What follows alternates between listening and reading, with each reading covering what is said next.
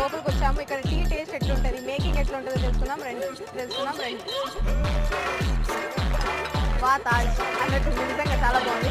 So వీళ్ళ దగ్గర tea కాకుండా మనకి బిస్కెట్స్ అండ్ బన్స్ కూడా ఉన్నాయి, వేరే ఐటమ్స్ కూడా. ఒకసారి టేస్ట్ చేసి చెప్తాను. ఇంకా మలై బన్ కూడా ఇచ్చారు, ఒకసారి టేస్ట్ చేసి చెప్తా.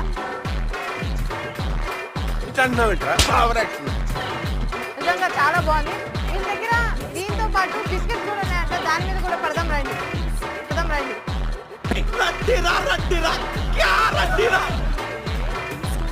చాలా బాగుంది.